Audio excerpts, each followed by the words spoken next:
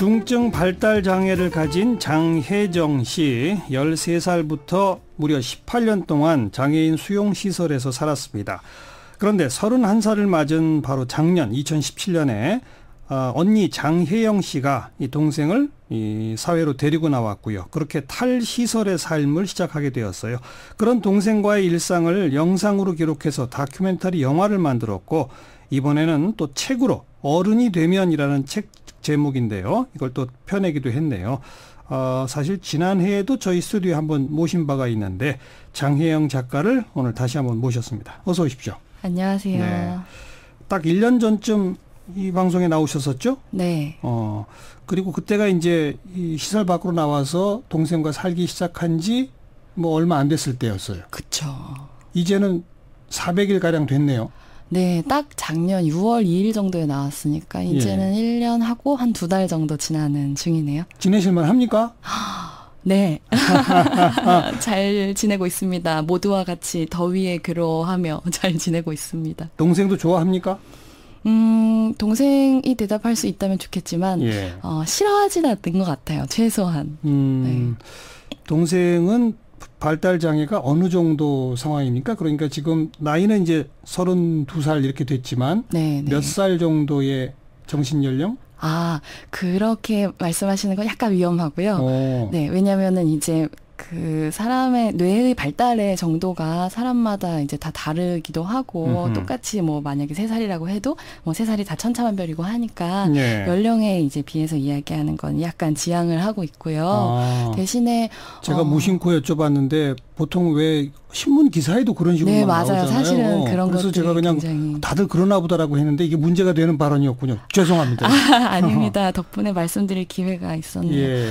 네, 동생은 이제 그런 의학적인 급수로 이제 한국에서는 따지는데 자폐성 장애 1급 그리고 지적 장애 2급이라서 이제 중도의 발달 장애인이라고 할 수 있어요. 네. 그 1년 사이에 여기저기 여행도 많이 다니신 것 같더라고요. 네, 알뜰히 다녀오려고 노력을 많이 했습니다. 어디 다녀오셨어요? 제주도 다녀오고 일본도 한번 다녀오고. 일본까지? 네. 친구들과 함께. 네. 다큐멘터리 영화는 완성하셨죠? 네, 올해 2월에. 2월에? 네. 벌써 오래됐군요. 2월에 완성을 해서 일단 그때 이제 크라우드 펀딩으로 만들었어서 그 펀딩해 주신 분들 보여드리는 상영이 있었고 그리고 이제 영화제들에서 뭐 장애인 인권 영화제나 아니면 서울국제 여성영화제에서도 이제 고맙게 불러주셔서 상영을 했고요. 올해 말 목표로 개봉 준비도 하고 있습니다. 일반 상영관은 이제 올해 말에? 네, 독립영화관 뭐 이런 위주가 되겠지만. 그리고 책을 이번에 펴내셨죠? 네. 제목이 어른이 되면입니다. 맞습니다. 이런 제목을 붙이신 이유는 뭡니까? 다큐멘터리 제목도 사실 똑같이 어른이 되면인데요. 그게 이제 동생이 시설에서 생활할 때 뭔가를 이제 나와가지고 저랑 하다가 못한다 하면 안 된다고 얘기를 하면 혼잣말처럼 어른이 되면 할 수 있어? 라고 되뇌이곤 했거든요. 근데 그 말이 이제 동생이 나이가 벌써 이제 30이 다 됐는데도 불구하고 여전히 시설 안에서는 뭔가를 할 수 없을 때 어른이 되면 하세요. 어른이 되면 할 수 있어요. 라고 이야기해 왔기 때문에 계속 그 말을 들었군요. 네, 그랬기 때문에 자기 스스로 이제 그 언어를 습득한 것이죠. 근데 그 말이 굉장히 상징적인 말이라는 생각이 들었어요. 언제까지나 자라지 않는 아이로 살아갈 수밖에 없다는 사실 시설 안에서는 아무리 나이를 먹어도 아무리 많은 것을 배워도 그것이 이제 보여주는 문제가 있다는 생각이 들어서 함께 사회로 나와서 어른이 되어 살아가자라는 의미로 작업을 하고 있기 때문에 제목이 어른이 되면입니다. 이 방송 들으시면서 많은 분들이 아니 그래도 그런 시설은 전문가들이 있고 그런 곳이 오히려 그분들한테는 좋은 곳 아니야?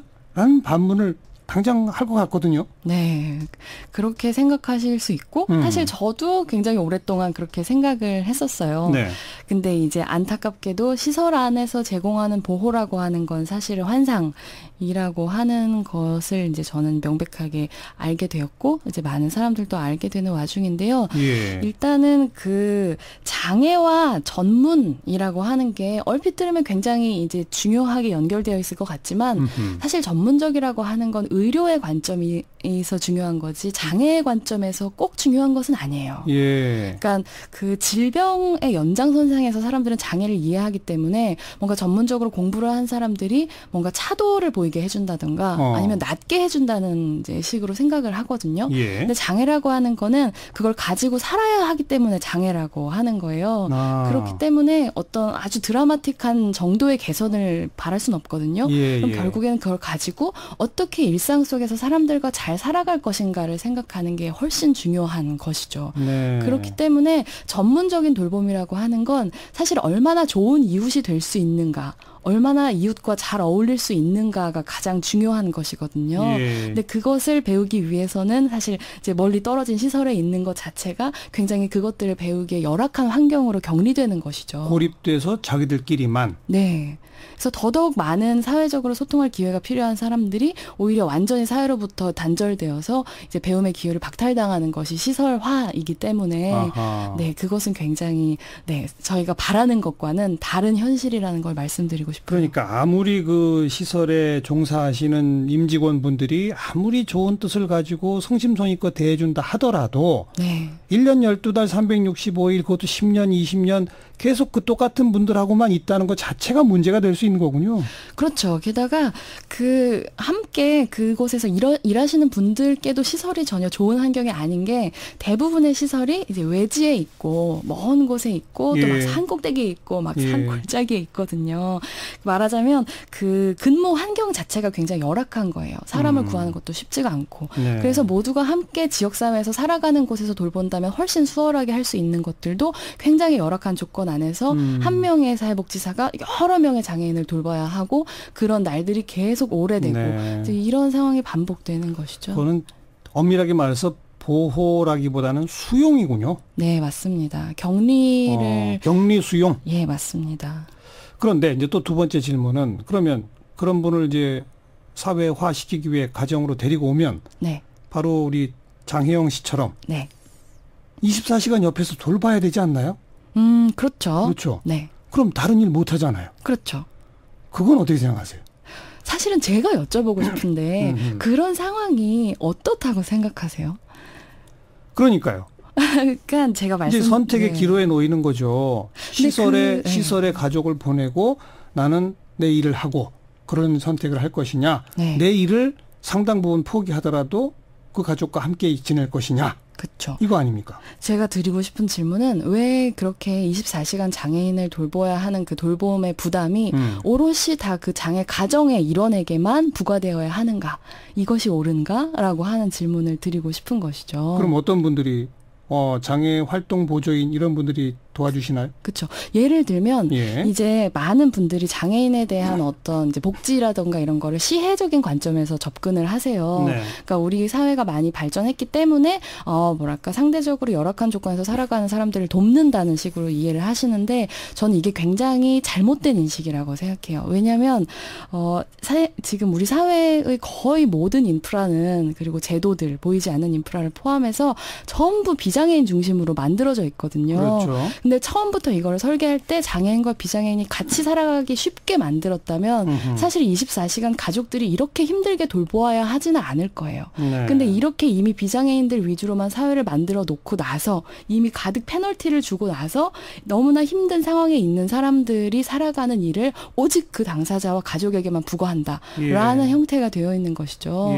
그렇기 때문에 이것은 사회 모두가 나누어 짊어져야 하는 어떤 종류의 보상의 관점에서 접근해야 하는 게 맞다고 생각해요. 지난 1년 솔직히 말해서 힘드셨죠? 그럼요. 모두가 근데 힘들지 않나요, 다들? 그래 좀 활동 보조인의 도움도 좀 받으셨어요? 1년이 더 지나서 결국에는 이제 지인 가운데 활동 지원사 그 교육을 받고 나서 활동 지원 서비스를 이제 제공하기 시작한 지 한 달 정도 됐습니다. 네. 그건 지인이라서 그냥 도와주시는 거예요?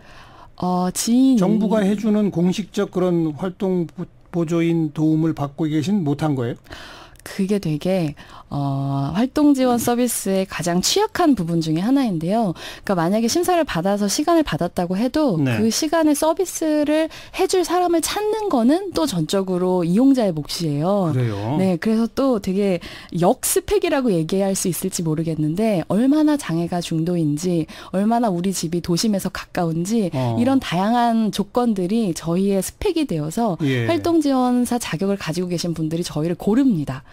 그래서 상대적으로 이제 시간이 적고 그리고 이제 장애 정도가 높고 이런 사람들은 활동 지원사를 구하기가 힘들어요. 네. 구해도 금방 그만두시고 그렇기 때문에 결국에는 지인 가운데 이제 해줄 수 있는 사람의 교육을 받아서 이제 지원 서비스를 받는 경우들도 굉장히 많이 생기고 심지어 이제 기관에서 그런 식으로 하기를 종용하시기도 해요. 왜냐하면 워낙 구하는 게 힘들다는 걸 알고 계시기 때문에. 예. 그래서 그러니까 모든 장애인들이 시설 안에만 갇혀 있는 이거는 정말 사회적으로 문제가 크다. 네. 사회화시킬 수 있도록 가정에서 함께 지낼 수 있는 것이 바람직하다. 그러면서 공적 서비스는 보편적으로 제공되어야 한다. 이 말씀인가요? 예, 맞습니다. 그러려면 일단 활동보조 지원 인력이라든지 예산이라든지 이거부터 대폭 늘어나야 되겠군요.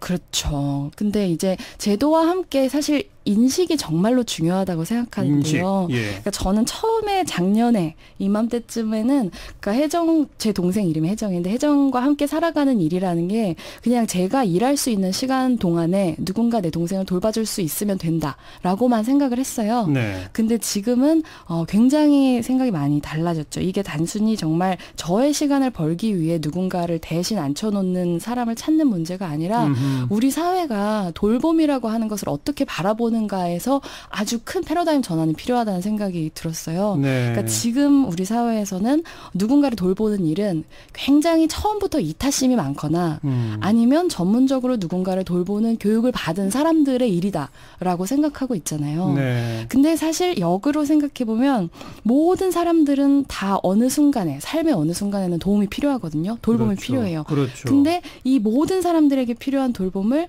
일부의 사람들만이 제공할 수 있다라고 한다면 늘 어떤 사람들은 돌봄으로부터 소외되고 네. 밀려나 있을 수밖에 없는 거죠. 네. 그래서 돌봄은 특별한 사람들이 하는 일이 아니라 모두가 모두에게 제공하는 것이다라고 하는 인식이 필요하고 그것은 활동지원사라고 하는 일이 지금은 주로 경력 단절 여성들의 일인 것처럼 여겨지고 있거든요. 예. 근데 그게 아니라 편의점 아르바이트 같은 일처럼 여겨지는 사회가 우리 사회가 나아가야 하는 방향이라고 보고 이것은 단순히 제도가 변화한다고의 문제가 아니라 인식. 타인을 돌보는 일이 너무나 자연스럽게 모든 사람들에게 느껴지는 인식의 변화가 반드시 수반되어야 한다는 것이죠. 돌봄은 모두가 모두에게 주고받는 것이다. 맞습니다. 라는 인식 전환. 네. 네. 그 동생 혜정 씨가 이 무사히 평범한 할머니가 되길 바란다. 네. 이런 말씀을 남기셨다고요. 맞습니다. 저희의 꿈이죠. 저희 자매의 꿈. 평범하게 할머니로 늙어가는 것입니다. 네. 그런 꿈을 담아서 노래도 만드셨다고요. 네. 다큐멘터리에 수록할 노래를 만들었습니다. 노래 제목은? 무사히 할머니가 될 수 있을까?입니다. 누가 불렀어요? 제가 불렀습니다. 7428번 쓰는 님, 제 아들이 5살 중증 발달 장애입니다. 그 영화를 어떻게 볼 수 있나요? 라고 문의하셨네요. 아, 네. 영화는 일단 올해 말에 개봉 준비를 하고 있어서 조금만 기다려 주시면 이제 개봉 소식을 알려드릴 텐데요. 사실 이 영화를 개봉 준비를 하기 전에 저의 유튜브 채널에다가 그냥 올려놨었어요. 그 이유는 시설에 있는 사람들의 이야기를 만든 것인데 시설에 있는 사람들이 제 작품을 보기 위해서 극장에 나오는 건 정말 어마어마하게 어렵죠. 힘든 일이거든요. 근데 그 안에서 인터넷을 하는 분들은 꽤 계세요. 그런 분들도 보실 수 있게 하기 위해서 이제 올려놨는데 필요하시면 저의 소셜미디어 채널로 문의를 주시면 제가 따로 링크를 보내드릴 수 있습니다. 당장 알겠습니다. 보시고 싶으시면 꼭 요청 주세요. 무사히 할머니가 될 수 있을까? 네. 함께 들으면서 오늘 인터뷰 마치겠습니다. 감사합니다. 장혜영 작가 고맙습니다. 감사합니다. 무사히